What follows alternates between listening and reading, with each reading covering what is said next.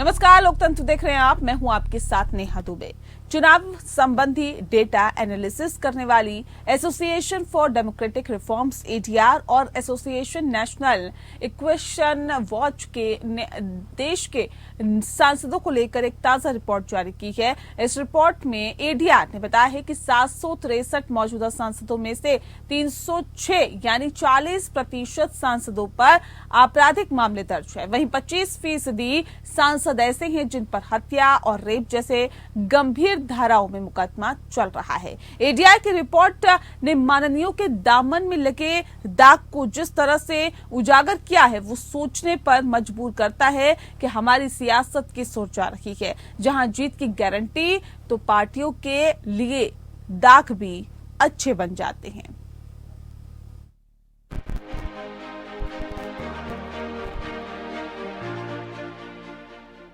2024 का चुनाव करीब है तो माननीयों को उनके काम के साथ ही उनके चरित्र के पैमाने पर जनता परख रही है। वोट देने से पहले जनता जानना चाहती है कि जिसे वो वोट देकर संसद में भेजेगी वो कितने संस्कारी हैं। लेकिन चुनावी डेटा एनालिसिस करने वाली एसोसिएशन फॉर डेमोक्रेटिक रिफॉर्म्स यानी एडीआर और एसोसिएशन नेशनल इलेक्शन वॉच यानी NEW की ताज़ा रिपोर्ट देखेंगे तो आपकी चिंता बढ़ जाएगी। जी हां, रिपोर्ट के मुताबिक देश के करीब 40% मौजूदा सांसदों के खिलाफ आपराधिक मामले दर्ज हैं। इनमें से 25% पर गंभीर धाराओं में मुकदमा चल रहा है। ये सांसद हत्या के प्रयास, अपहरण और महिलाओं के खिलाफ अपराध में आरोपी हैं। वहीं दोनों सदनों के सदस्यों में केरल के 29 सांसदों में से 23 यानी 79% सांसद दागी हैं। ये आंकड़े डरावने हैं और लोकतंत्र के लिए चिंता वाली बात है। बिहार के 56 सांसदों में से 41 यानी 73%, महाराष्ट्र के 65 सांसदों में से 37 यानी 57%, तेलंगाना के 24 सांसदों में से 5 यानी 50%, दिल्ली के लोकसभा और राज्यसभा के कुल 10 सांसदों में से 5 यानी 50% ने शपथ पत्रों में अपने खिलाफ आपराधिक मामले घोषित किए हैं। अब इन दागी सांसदों के दागों का नजदीक से विश्लेषण करें तो गंभीर अपराध के मामले में बिहार के सांसद सबसे आगे हैं। बिहार के 56 सांसदों में से 28 यानी 50%, तेलंगाना के 24 सांसदों में से 9 यानी 38%, केरल के 29 सांसदों में से 10 यानी 34%, महाराष्ट्र के 65 सांसदों में से 22 यानी 34% और उत्तर प्रदेश के 108 सांसदों में से 37 यानी 34% ने अपने शपथ पत्रों में गंभीर आपराधिक मामले घोषित किए हैं। एडीआर का कहना है कि देश भर में लोकसभा और राज्यसभा की 776 सीटों में से 763 मौजूदा सांसदों के एफिडेविट का एनालिसिस करने की जानकारी निकाली गई है। रिपोर्ट में बताया गया है कि डेटा सांसदों की तरफ से अपने पिछले चुनाव और उसके बाद के उपचुनाव लड़ने से पहले दायर किए गए हलफनामों से निकाला गया है।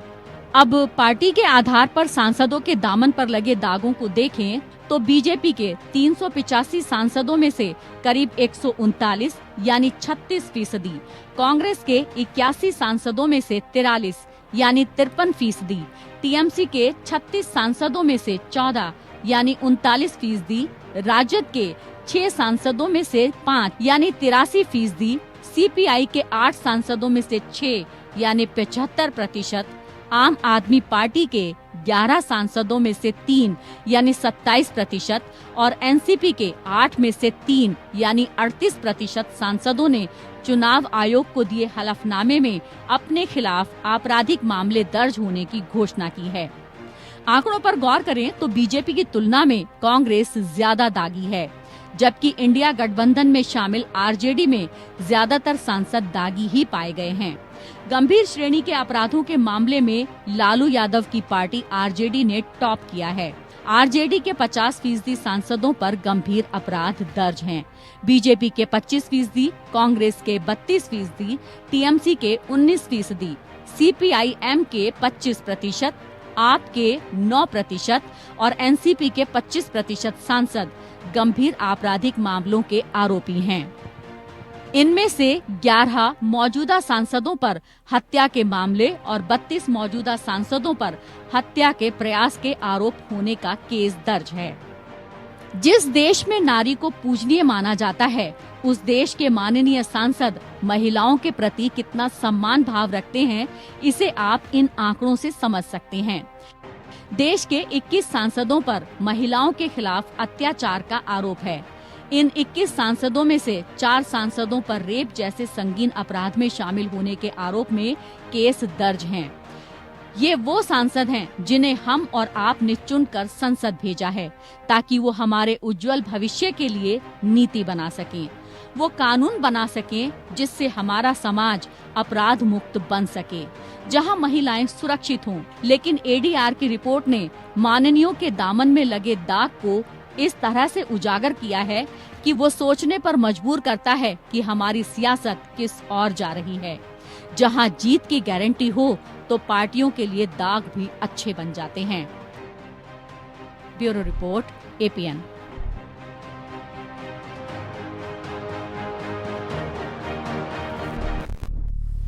तो लोकतंत्र में दरअसल इसका विश्लेषण करेंगे और समझने की कोशिश करेंगे कि एडीआर की रिपोर्ट आखिर क्या कहती है, उस पर राजनीतिक दलों की राय क्या है। इस विषय पर तफसील से चर्चा करने के लिए खास मेहमान हमारे साथ मौजूद है, उनसे आपका परिचय करा देते हैं। इस वक्त हमारे साथ अश्विनी शाही जी हैं, प्रवक्ता है भारतीय जनता पार्टी के, बहुत स्वागत है आपका। वेद प्रकाश विद्रोही जी हमारे साथ जुड़ गए हैं, प्रवक्ता है कांग्रेस के, आपका सर बहुत स्वागत है। हमारे साथ डॉक्टर स्वाति जिंदल जी जुड़ गई हैं, अधिवक्ता हैं सुप्रीम कोर्ट की, आपका स्वागत है। और साथ ही साथ आलोक द्विवेदी जी हमारे साथ जुड़े हैं, राजनीतिक विश्लेषक है। आलोक जी आपका भी बहुत स्वागत है। इस खास कार्यक्रम की शुरुआत अश्विनी जी आपके साथ करते हैं। सर, जहां जीत की गारंटी हो तो वहां क्या दाग अच्छे लगने लग जाते हैं क्या?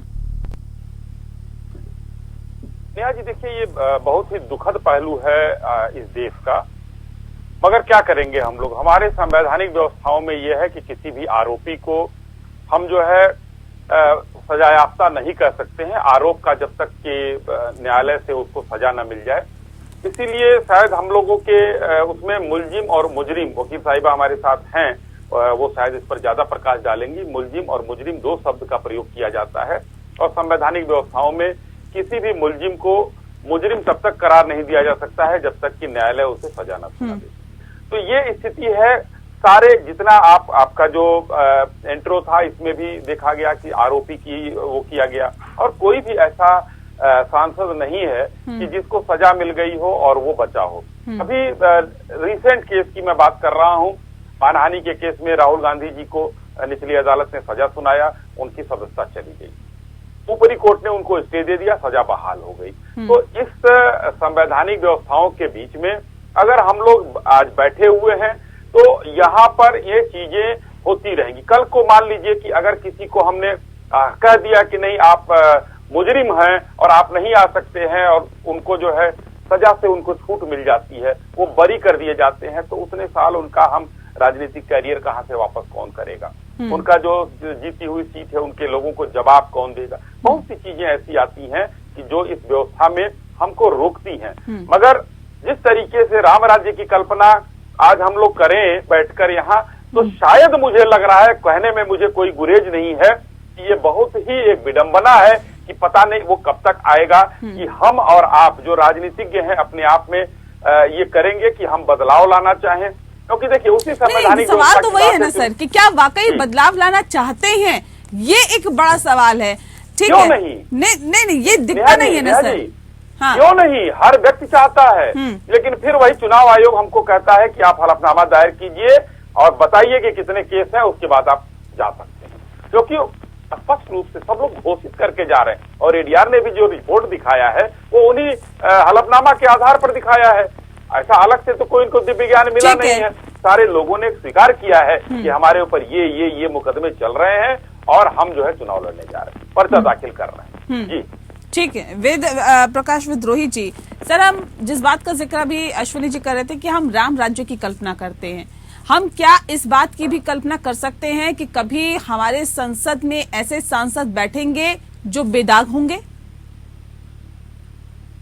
साथियों को नमस्कार जी।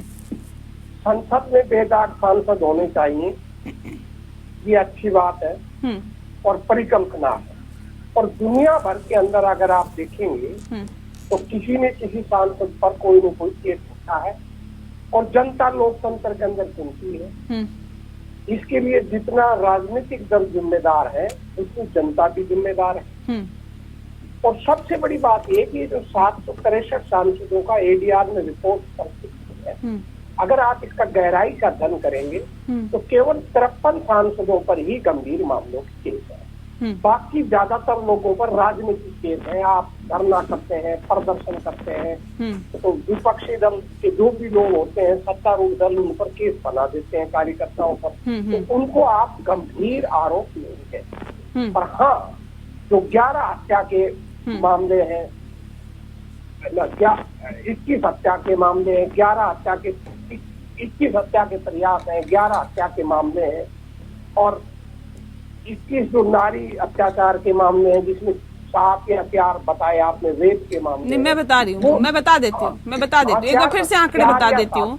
इनमें से 11 जो हैं उन पर हत्या के मामले दर्ज है, 32 जो है मौजूदा सांसदों पर हत्या के प्रयास के आरोप दर्ज है और ऐसे बता रहा हूँ। हाँ, 21 सांसद ऐसे हैं जिन पर महिलाओं के खिलाफ अत्याचार का आरोप है। 21 सांसदों में से 4 सांसदों पर रेप जैसे संगीन अपराध में मामले दर्ज हैं। तो बता रहा हूँ, वही आंकड़े दे रहा हूँ जो आपने दिए हैं। अगर आपने मेरी बात सुनी हो तो मैंने यही कहा है कि 11 लोगों पर हत्या, 21 लोगों पर हत्या के प्रयास और 4 रेप के मामले, ये सबसे गंभीर और संगीन मामले। हत्या के प्रयास के मामले तो राजनीतिक नेताओं पर वैसे भी लग जाते हैं। आप प्रदर्शन करते हैं, उसके अंदर भी हत्या के प्रयास के बहुत से केस मैं आपको बता दूंगा जो वास्तव में कोई हत्या करता नहीं है, पर सरकारें लगा देती हैं अपने विरोधियों पर महत्वपूर्ण मामला है 11 मामले ऐसे ही दर्ज हो जाते हैं। कैसे नहीं कैसी बात कर रहे हैं? हाँ, होते हैं। लिहाजी मैं कटु सत्य बता रहा हूँ ना आपको कि बहुत से मामले राजनीतिक आधार पर होते हैं। मैं तो आपको कटु सत्य बता रहा हूँ। मैं कह रहा हूँ कि कुछ मामले गंभीर हैं और कुछ मामले राजनीतिक हैं। तो दोनों को अभी हम जब विश्लेषण करेंगे तो दोनों की अलग अलग व्याख्या करेंगे। अब जो 11 हत्या के मामले हैं, हत्या के मामले तो बहुत गंभीर हैं, वो कैसे दर्ज नहीं हुए, पर हत्या के प्रयास में 2 तरह के मामले, एक तो सत्य हत्या के प्रयास होते हैं और एक राजनीतिक कारणों में प्रदर्शन के दौरान भी हत्या के प्रयास के मुक्ति में दर्ज कर। मैं इसके उदाहरण दे सकता हूँ। इसी तरह जो नारी के साथ जो अत्याचार के हैं, 4 रेप के मामले हैं, वो बहुत गंभीर मामले हैं, पर 17 नारी अत्याचार के मामले हैं। इसमें कुछ सत्य भी है, कुछ पारिवारिक लड़ाई भी है। तो मैंने जो आपसे जो कहा है कि जो गंभीर मामले हैं उनको और जो सामान्य राजनीतिक अपराध है उनको, अगर आप दोनों को एक कर चलेंगी तो आप न्याय नहीं कर पाएंगी और आप सही आकलन नहीं कर पाएंगी। उसके बाद भी जो हमारी एक व्यवस्था सुप्रीम कोर्ट ने दी थी कि MP MLA कोर्ट जल्दी होने चाहिए और हर एक जो जनप्रतिनिधि है उनका 6 महीने के अंदर फैसले हो जाने चाहिए। दुर्भाग्य से जो इंफ्रास्ट्रक्चर वर्तमान सरकार ने नहीं दिया न्यायपालिका को, उसकी वजह से वो हो नहीं पा रहे। नहीं सर, सवाल इस बात को लेकर भी तो है। आपने कह दिया कि देखिए जनता दोषी है, अगर जनता चुनती है तो जनता दोषी है। आप फिर गलत कह रही है। आप एक तरफा बात सुनती है। अगर आप बायस है तो फिर बायस का कोई मतलब नहीं, बायस क्या है? जनता की आवाज ना उठाए क्या? अगर आप जनता के ऊपर ठीकरा फोड़ देंगे तो क्या जनता की आवाज ना उठाए? सर, टिकट कौन देता है? जनता देती है क्या? क्या कहा है? आज सुनती नहीं। मैंने कहा पहला राजनीतिक दल, पहले मैंने राजनीतिक दल को दोषी बताया है कि जो राजनीतिक जनता का नाम ले लिया आपने जनता पहले राजनीतिक दल लिया। मैं आपको यही चुनौती देता हूँ, अगर मैंने पहला राजनीतिक दल का जनता का नाम लिया या नहीं लिया आपने? लिया है ना। मैंने कहा दूसरी जनता कहाँ दोषी होगी सर? दोषी है ना, जनता भी दोषी है ना। जब जनता को पता है कि भाई ये व्यक्ति रेप का आरोपी है और ये व्यक्ति हत्या का आरोपी, संगीन आरोप की बात कर रहा हूँ मैं, और उसके बाद भी जनता बाहुबलियों को वोट दे देती है, जो जिन पर कई हत्याओं के केस होते हैं, कई रेप के केस होते हैं, ये जानते हुए भी राजनीतिक दलों ने जो की है गलती, अनैतिकता की है, मैं स्वीकार करता हूँ कि उनको टिकट नहीं देनी चाहिए। और कांग्रेस उसमें नंबर 1 पर है, ये भी स्वीकार करेंगे। ये भी नहीं, ये भी आप गलत कह रही हैं। आप विश्लेषण कीजिए ना कि कांग्रेस के नेताओं पर रेप कितने, हत्या कितने। मैं कह रहा हूँ आपका सारा सोच ही बाइस है। मैंने आपसे पहले ही कहा कि दो तरह के मामले हैं। एक मामला है राजनीतिक मामले और दूसरे मामले अब जैसे भाजपा के नेता ने सवाल पूछ ले तो हमें बायस्ड बता दीजिए आप। मैं बता दीजिए सर, ये तो आरोप हम झेलते रहते हैं, कोई बहुत बड़ी बात नहीं।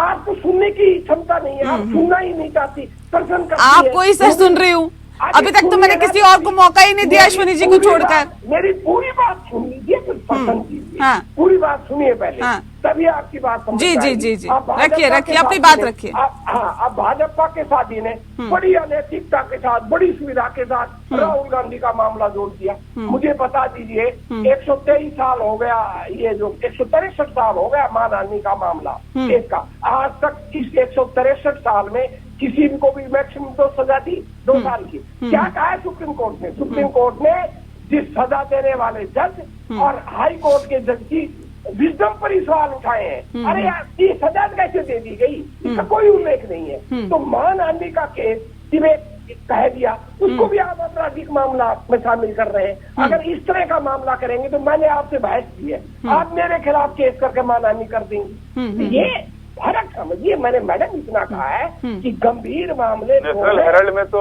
भ्रष्टाचार के केस में बाहर है वो लोग आरोपी। कहाँ FIR? आप झूठे लोग हैं। कहाँ से जमानत हो गई भाई? FIR की बात ही नहीं, जमानत कैसे हो गई? बिना FIR के जमानत हो गई? बता देंगे। 2 वकील बिना FIR के जमानत हो गई, दोनों लोग जमानत पर हैं।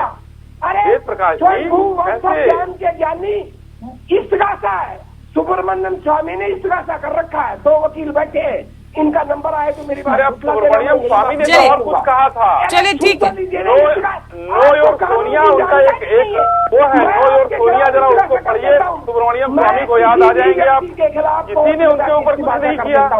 उन्होंने तो नो योर सोनिया वेबसाइट पे डाल रखा है, कोई संज्ञान पढ़िए ना प्रकाश जी उसको। अरे नहीं लिया है, कोर्ट ने कोई संज्ञान नहीं लिया है।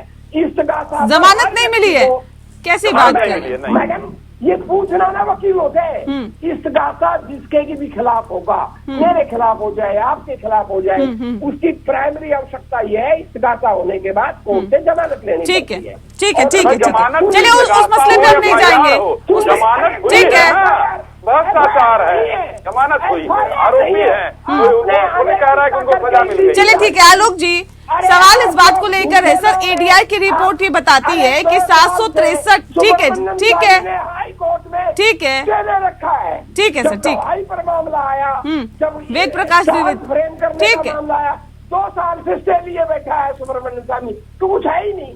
ठीक है, झूठे लोग हैं, षड्यंत्रकारी लोग। सर कौन झूठा है कौन नहीं वो तो जनता भी बता देगी ना। नहीं यार, ऐसे ईडी को आप कर रहे हैं जिसको 3 साल ठीक है पर एक्सटेंशन देते जा रहे हैं। ठीक है ठीक है, अनैतिक लोग हैं।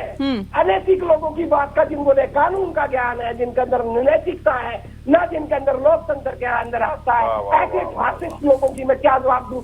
वकील भाई बैठे हैं, बहन बैठी है, भाई बैठा है। अगर मेरी बात गलत हो, मैं इसी समय माफी मांग लूंगा। ठीक है ठीक। चलिए पहले स्वाति जी का ही मैं रुक कर लेती हूँ, मैं स्वाति जी का ही रुक कर लेती हूँ, उसके बाद मैं आगे बाकी मेहमानों का रुक करूंगी। स्वाति जी, जिस बात का जिक्र अभी किया जा रहा था कांग्रेस के प्रवक्ता की तरफ से, वेद प्रकाश विद्रोही जी जो कर रहे थे कि जमानत मिली है, लेकिन उसके बावजूद भी कह रहे हैं कि कहाँ है जमानत, कैसे आप बात कर रहे हैं, ऐसे तो कोई मामला नहीं है, कहाँ है FIR? ये कहाँ तक इसमें सच्चाई है मैम, इसको थोड़ा बता दीजिए। नेहा जी, एक चीज मैं आपको कहूँ, ये जो डेटा एनालिसिस है ना, ये साइंस, इसकी ब्यूटी ये है कि आप डेटा किस बेसिस पे एनालाइज करते हैं और किस एंगल से एनालाइज करते हैं। आप जो चाहे वो रिजल्ट दिखा सकते हैं। अब एक तरफ हमने डेटा एनालाइज किया, उसमें हमने पाया कि भाई इस पार्टी के लोगों को सबसे ज्यादा एफिडेविट्स में पाया गया कि ये दागी नेता हैं। अब अगर आप उस डेटा में, आप मान लीजिए उसी पार्टी के निकलते हैं, अब आप उसको उस तरीके से मोड़ दीजिए कि जी कौन से अपराध दागी की श्रेणी में आते हैं और कौन से अपराध पॉलिटिकल अपराध की श्रेणी में आते हैं, तो आप फिर अगर एनालिसिस को उस तरफ मोड़ देंगे तो आप बरी हो जाएंगे। जहां तक जमानत और बेजमानत की बात है, जो फैक्ट्स हैं कोर्ट्स के सामने, आज तक हम यही मान के चल रहे हैं और हमें मानना पड़ेगा कि हमारे 3 पिलर्स हैं डेमोक्रेसी के, जिसमें जुडिशरी वो इंश्योर करती है कि भाई कोई भी बायस किसी के भी खिलाफ ना हो। आज इंडिया में लोकतंत्र अगर टिका हुआ है तो सिर्फ इस बेसिस पे टिका हुआ है कि अनबायस्ड जुडिशरी है, जो बीच बचाव देगी, इंश्योर करेगी कि जो सच है सामने आए। ऐसे में सारे फैक्ट्स अगर सारी जनता के सामने है और अगर एक इंसान ये कहता है कि जमानत तो हुई नहीं, तो इसका जवाब मैं नहीं मानती कि यहाँ पर हम डिस्कस करें, क्योंकि ये प्रोग्राम 1 साल का भी अगर हम रख देंगे तो कम पड़ जाएगा। जी जी जी। डेटा एनालिसिस है, फैक्ट्स हैं। जहां तक ये बात है कि नेताओं ने खुद अपने मुंह से कबूला है, अपने एफिडेविट्स में कबूला है कि हाँ उनके खिलाफ ये अपराध दर्ज हैं। हम उन अपराधों से ये कहकर नहीं बच सकते कि पॉलिटिकल एजेंडा है। संगीन अपराध हैं। देखिए, आग कहीं लगी है तभी धुआं उठा है। अब हम ये कह लें कि वो तो धुआं हाथ सेकने के लिए आग लगाई थी इसलिए उठा है, या कहीं किसी की झोपड़ी जली है इसलिए उठा है। हम इस बात को झुठला नहीं सकते कि धुआं उठ रहा है। और अगर किसी भी नेता के खिलाफ संगीन अपराध हैं, इसके बावजूद उसे टिकट मिल रही है, ये जरूर मैं कहूंगी कि ये सिस्टम हमें जरूर बनाना चाहिए कि इलेक्शंस के आने तक चार्जशीट फाइल हो जाए और ट्रायल कंप्लीट हो जाए, उसको डे टू डे बेसिस पे टेकअप किया जाए, ताकि अगर वो नेता कल को मुजरिम निकलता है, उसके खिलाफ जो भी चार्जेस हैं वो सही साबित होते हैं, चाहे वो अपील करे आगे या ना करे, बट एटलीस्ट उस समय तक उसके इलेक्शंस पे पार्टिसिपेट करने में रोक लगा दी जाए।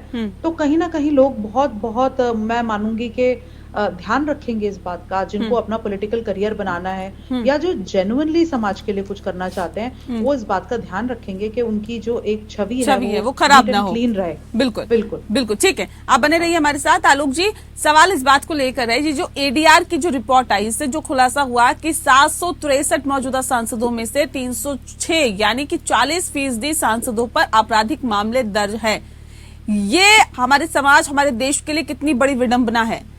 और उसके बाद इस बात को इस तरह से मोड़ दिया जाए कि भाई उनपे आपराधिक मामले हैं, या फिर प्रदर्शन उन्होंने किया और उसके बाद वहां से खदेड़ दिया गया, उसके ऊपर तमाम तरह के चार्जेस लगा दिए गए, ये वो मामले हैं। तो यानी कि इसको इस तरह से देखना चाहिए या इसको दूसरे चश्मे से देखना चाहिए, जिस बात का जिक्र अभी वेद जी कर रहे थे। सहमत हूँ कि नेताओं के ऊपर जो है वो षड्यंत्र के तहत जो है वो जो सरकार होती है वो मुकदमे दर्ज करती रही है। खासतौर जो उन्होंने कहा है कि हत्या के प्रयास करते हैं, ऐसे मुकदमे मैं जानता हूँ कई नेताओं के ऊपर दर्ज हुए हैं जो राजनीतिक जो है सरकार में किए जाते हैं। और दूसरा मैं आपको एंगल बताऊं कि ये जो इनको जो टिकट मिलता है, पार्टी देखिए दो लोग टिकट देती है। एक जो चुनाव जीत सकता है, दूसरा यदि उसको टिकट नहीं दिया तो वो आसपास की 5-6 सीटों को हरा देगा। खुद सीट तो अपने हार जाएगा, तब भी उसको टिकट दे देंगे, किसको टिकट दे दो, ये सीट हारेगा, लेकिन आसपास की 5-6 सीटों में उसका प्रभाव है, जिस व्यक्ति 5-6 सीट जितवा देगा। तो सिर्फ 2 लोगों को पार्टी जो है वो टिकट देती है।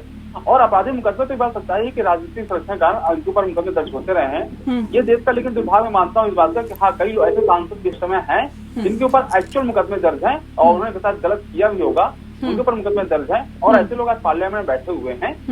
दूसरा मैं इसका एंगल देखते हैं कि कई सांसद या विधायक ऐसे होते हैं जिनके एक्चुअली में हम समझते हैं कि ये बहुत बड़े जो है वो मर्डरर हैं या रेपिस्ट हैं, लेकिन एक्चुअल में कुछ नेताओं तो मैं खुद जैसे जानता हूँ जिन्होंने अपने इलाके में छवि जो है वो रॉबिन हुड की बना रखी है, मतलब अमीरों से लेना और गरीबों में बांटना। ऐसे नेता ऐसा करके चुनाव को जीत जाते हैं। उनमें से कई नाम है जिनका मैं अभी टीवी चैनल में नहीं लेना चाहूंगा, मैं ऐसे लोग जानता हूँ मैं। दूसरा जब बिहार में पिछला विधानसभा चुनाव हो रहा था, वहां पर मैंने देखा था नीतीश जी ने 2-3 सीटों पर उनके जो मतलब माफिया जो उनके पार्टी में थे, उनको लगा कि इनके खिलाफ मुकदमा जो दर्ज है उसमें फैसला आने वाला है, तो उन्होंने क्या किया, उनकी पत्नी को टिकट दे दिया। अब उनकी पत्नी विधायक भी हैं।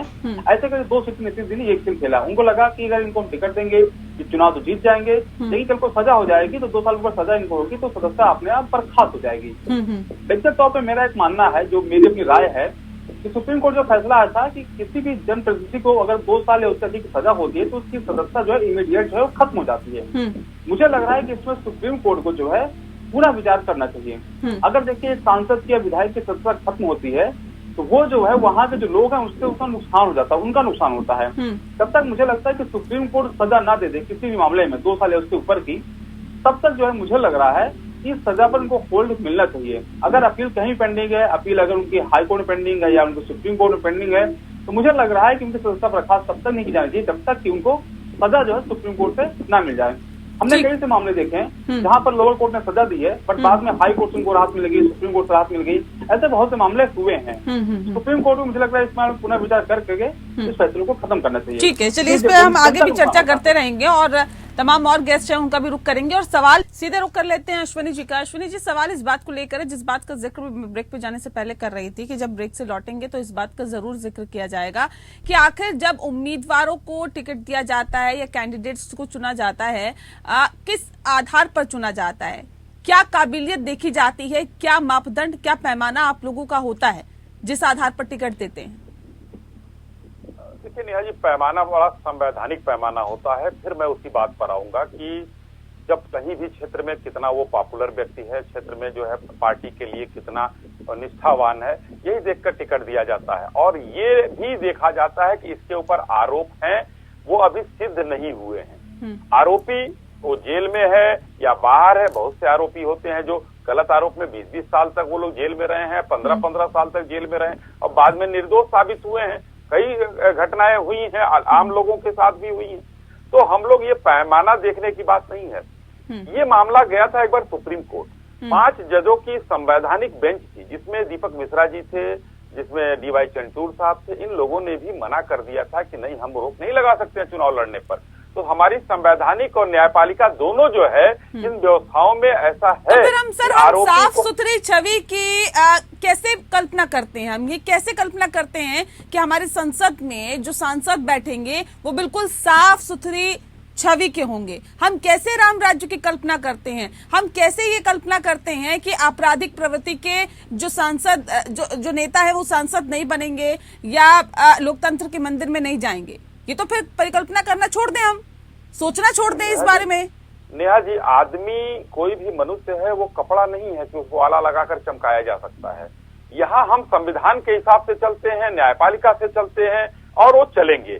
हम किसी आरोपी को हम अपराधी नहीं कह सकते हैं और जब तक हम अपराधी उसको न्यायालय नहीं कहता है हम उसको अपराधी नहीं मान सकते हैं। तो उसको मुख्य धारा में चुनाव भी लड़ने का अधिकार है। कैसे आप लोग कहते रहते हैं राहुल गांधी गलत है, कैसे आप कहते रहते हैं सोनिया गांधी गलत है? अभी तो कोर्ट ने दोषी माना ही नहीं, आरोपी लगाते हैं आप लोग। उनको देखिए, अब इसका भी जवाब आप सुन लीजिए।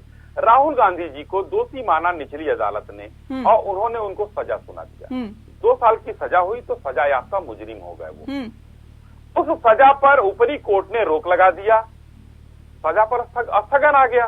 तो हम उनको नहीं मानते हैं, इसलिए लोकसभा के सदस्य हो गए वो। तो बहुत साफ सी सीधी सी बात है, इसमें कोई ना घुमाव की बात है ना कुछ की बात है। जिस दिन अगर ऊपरी न्यायालय कहता है स्टे वैकेट हो गया और आप अपराधी हैं, फिर से जो है वो उसमें वो जेल भी जा सकते हैं, उनकी सजा भी जा सकती है। तो ये किसी के ऊपर भी हो सकता है जब तक न्यायालय उनको सजा न सुना दे। और राहुल जी का नाम आपने लिया इसलिए मैंने इस चीज को बताया। दूसरी बात मैं कहना चाहता हूँ कि हम लोग कहीं भी जो भी हिंदुस्तान में काम हो रहा है हम संवैधानिक व्यवस्थाओं से, मैं बार बार भारतीय जनता पार्टी कहती है कि हम संविधान के हिसाब से चलते हैं। हम ये कांग्रेसियों की तरह नहीं कहते हैं कि लोकतंत्र की हत्या हो रही है, जहां उनका फायदा हो गया वहां हत्या नहीं हो रही है, जहां उनका नुकसान हो गया वहां हत्या हो गई। लेकिन हम सबके लिए कहते हैं कि संवैधानिक व्यवस्था है, उससे इतर हम नहीं जा सकते हैं और न जाएंगे। 1 इंच। ठीक, एक सेकंड में रोक रही स्वाति जी, क्या कानून में कुछ कमी है? क्या लगता है आपको? देखिए, कानून की कमी अगर नेहा जी हम सोचने बैठ जाएं, अब आप ये देखिए कानून ने सीधा ये कह रखा है कि जब तक बियॉन्ड रीजनेबल डाउट ये प्रूव ना हो जाए कि एक व्यक्ति दोषी है तब तक आप उसे दोषी करार नहीं कर सकते। अभी आलोक जी ने बहुत अच्छी बात कही कि कोई एक ऐसा प्रोविजन निकाल दिया जाए कि जब तक सुप्रीम कोर्ट किसी को फाइनली, मतलब एक फाइनल डिसीजन जब तक ना आ जाए, जो अपील का प्रोविजन वहां बचता नहीं है, तब तक आप उसको उसके इलेक्शन पे रोक नहीं लगा सकते। बट इसमें एक प्रॉब्लम आलोक जी मैं ये भी कहूंगी, जो हमने देखा है आउट ऑफ शेयर एक्सपीरियंस, के जब ऐसी कोई चीज आ जाती है ना कि सुप्रीम कोर्ट जब तक डिसाइड ना कर ले, तो जो पावर्स हैं, जो हमारे नेता हैं या वो इतने पावरफुल लोग हैं, वो ट्रायल ही नहीं खत्म होने देंगे, वो उस मामले को सुप्रीम कोर्ट तक पहुंचने ही नहीं देंगे। कुछ ना कुछ ऐसा अड़ंगा लगता रहेगा, डिले होती रहेगी। तो कहीं ना कहीं हमने एग्जेम्पशन अगर दे दी ना कि फाइनल डिसीजन तक ये इंसान इलेक्शन में पार्टिसिपेट करता ही रहेगा, तो वो फाइनल डिसीजन कभी आ ही नहीं पाएगा। ये एक तरीके से वो वाला क्वेश्चन है नेहा जी कि मुर्गी पहले आई या अंडा पहले आया। जो मतलब आप उस ये समय कह रहे हैं पड़ता कि खाता हो पॉलिटिकल किसी को। दबाव इतना ज्यादा होता है कि वो अदालत में भी होता बिल्कुल। है, अदालत में भी पड़ता है। बिल्कुल होता है। जब दबाव है, अब अदालत एक इंसान को जब तक ट्रायल कंप्लीट नहीं हुआ है कैसे डिसाइड कर ले कि इसको आप इलेक्शन से कैसे रोक देंगे? उसका मौलिक अधिकार है वो।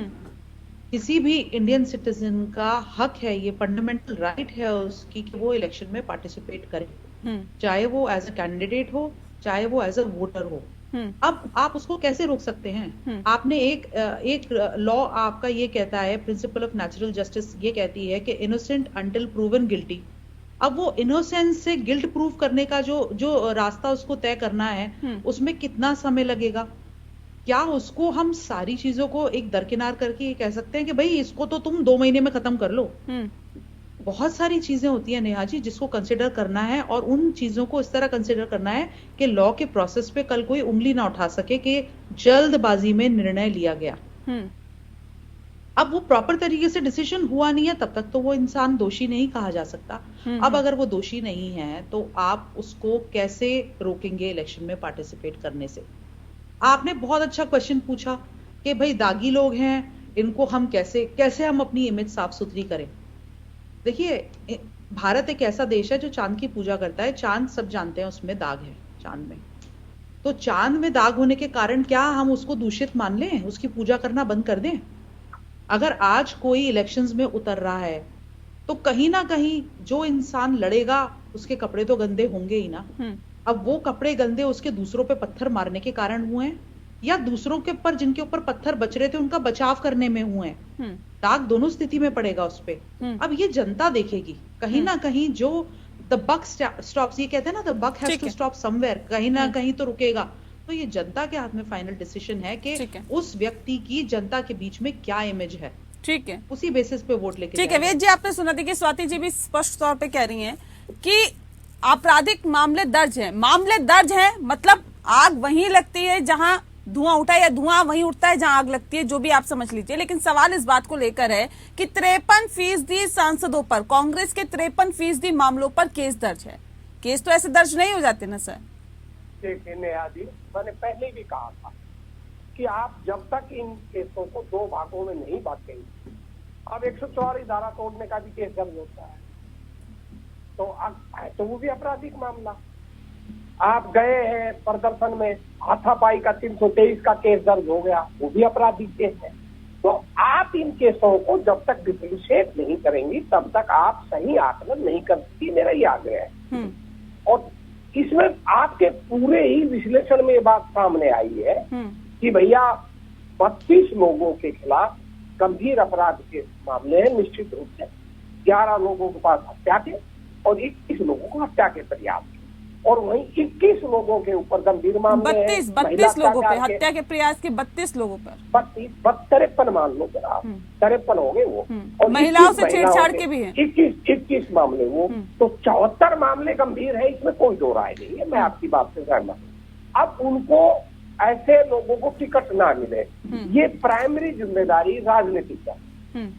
अब जब तक राजनीतिक दल अपनी इस जिम्मेदारी को निभाते रहे तब तक अपराध से राजनीति दूर होती रही। मैं आपको पीछे ले जाना चाहता हूँ। अगर आप 1972 तक का इतिहास देखेंगे तो कांग्रेस में तो कोई मिलता ही नहीं था अपराधी प्रवृत्ति का व्यक्ति। अपराधी प्रवृत्ति के व्यक्तियों को टिकट कांग्रेस में तो मिलती ही नहीं थी। पर 72 के बाद एक देश में एक ऐसा दौर चला कि केवल जीतने वाले को टिकट मिलनी चाहिए। उसमें कांग्रेस भी आ गई, विपक्ष भी आ गए, सभी एक ही थैली के चट्टे बट्टे हो गए। पर आज भी कांग्रेस और विपक्ष में एक फर्क तो आप आज भी देखेंगे।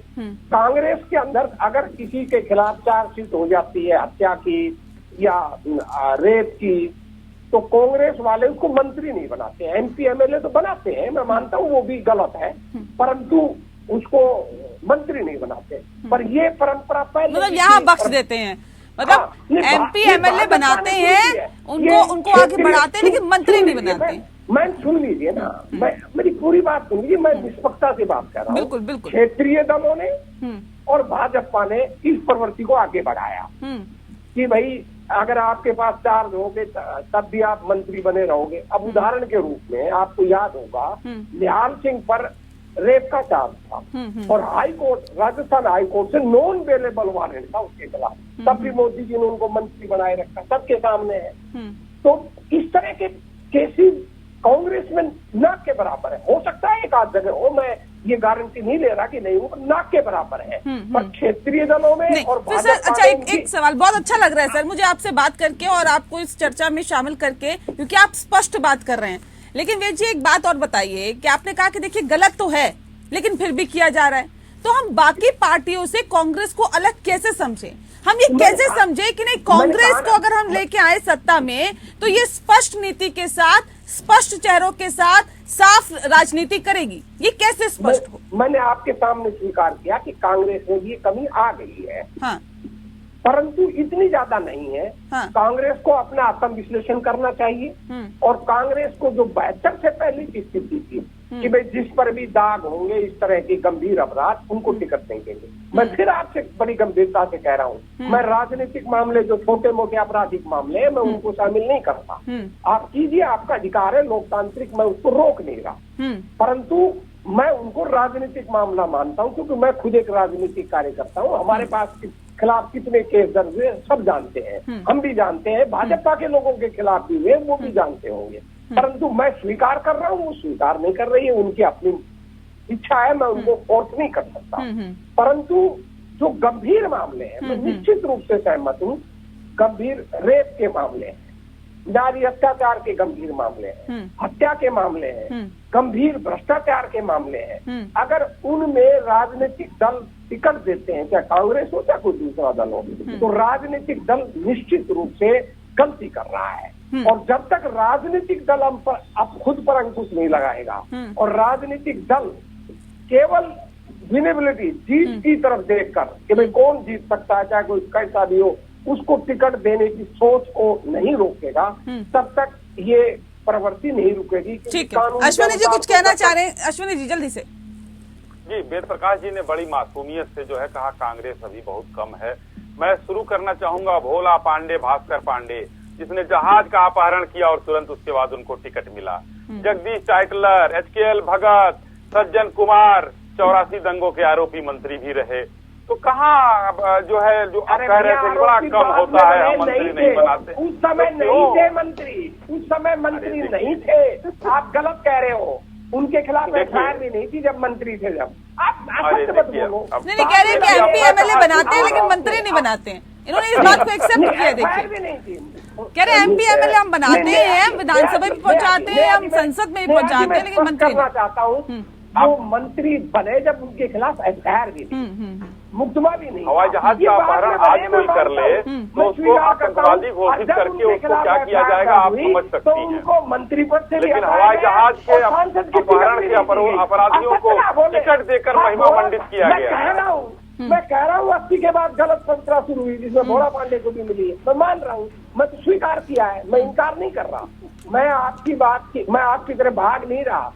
आपने तो अडवाणी जी को डिप्टी प्राइम मिनिस्टर बना दिया था सबके सामने। चलिए अच्छा ये मानते हैं वेद जी ये मानते हैं कि ये गलतियां जो है कांग्रेस को ले डूबी है, लगता है आपको? कांग्रेस ने मामूली गलतियां की, बहुत ज्यादा नहीं की है इस मामले में। अपराधी लोगों को आगे बढ़ाने में कांग्रेस ने मामूली, मुश्किल से 4 या 5%। लेकिन कांग्रेस के तो 53% सांसदों पर केस दर्ज है, बल्कि बाकियों को पीछे छोड़ दिया। फिर अगर आप ये कहेंगे प्रदर्शन भारतीय जनता पार्टी के सांसद नहीं करते थे, क्या नेता नहीं करते हैं, RJD के नहीं करते हैं, सब सारी पार्टियों के करते हैं सर। मैडम मैं आपको खुली चुनौती दे रहा हूँ, आप मेरी चुनौती स्वीकार कीजिए। इन 53 सांसदों के आप एक एक करके केस बता दीजिए, आपको पता चल जाएगा इसमें राजनीतिक मामले के। मैंने बता दिया, अगर आप धारा 144 तोड़ने को, प्रदर्शन करने को, प्रदर्शन करते समय पुलिस से भिड़ंत को, किसान की लड़ाई लड़ते समय भिड़ंत को, मजदूर के हक के लिए धरना देने वाली लड़ाई को अगर आप गंभीर अपराध समझते हैं तो आपकी बुद्धि है, आपकी अपनी सोच है, हमारी नजरों में बिल्कुल गलत है। तो आपकी सोच ही मतलब ये माना जाए गंभीर अपराध और राजनीतिक अपराध के बीच का अंतर नहीं समझना चाहती, आप करिए। ठीक है अच्छा सभी दलों पर हो सकता है। अंतर है दोनों में।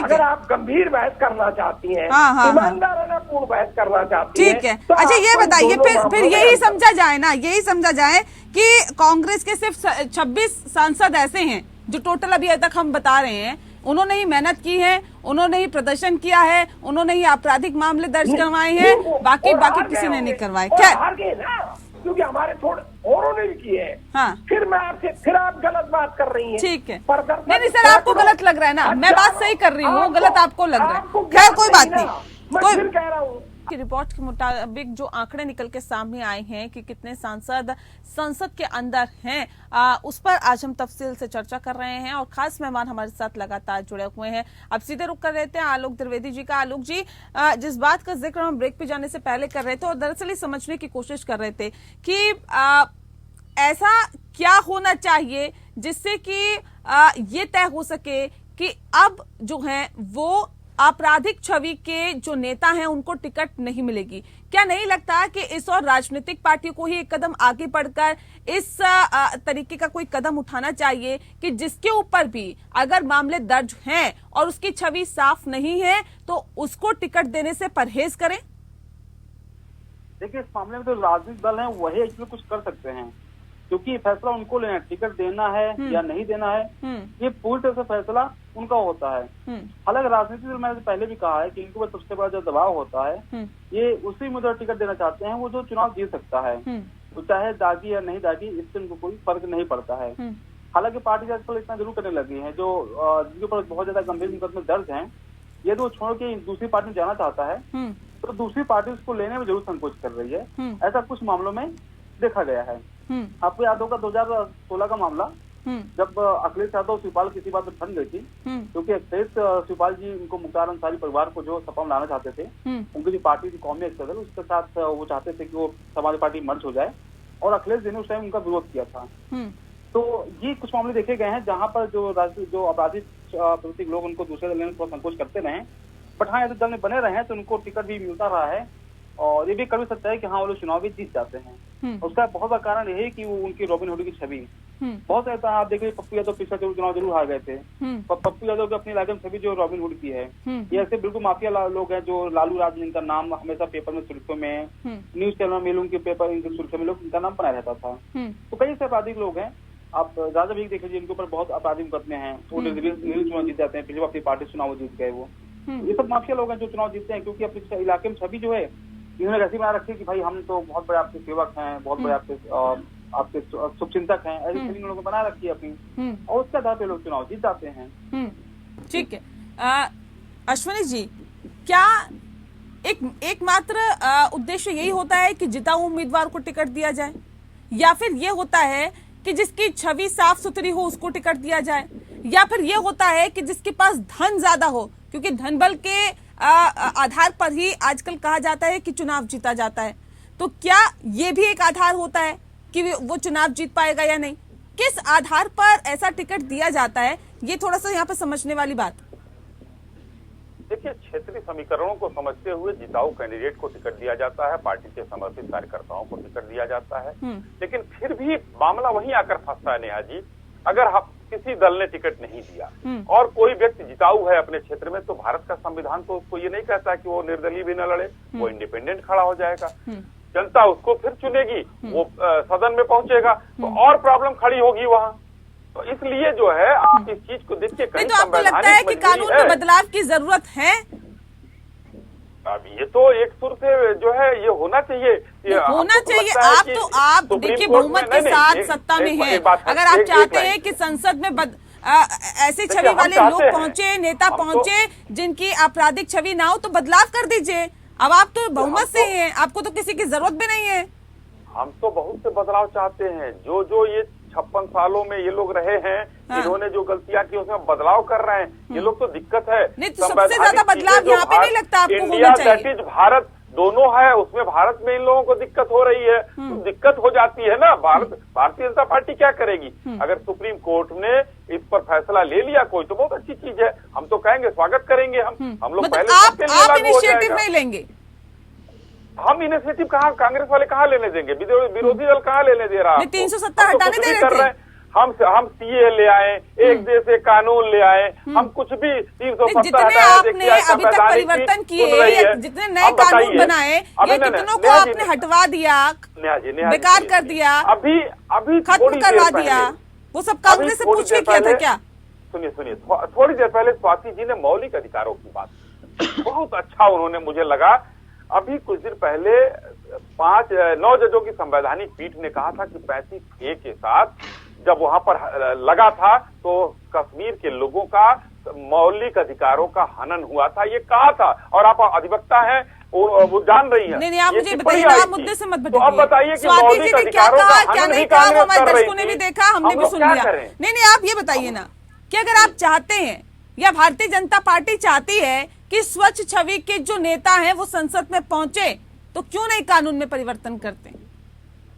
तो भारतीय जनता पार्टी हमेशा चाहती है, तो हम तो कह रहे हैं। ये कैसे चाहना हुआ सर?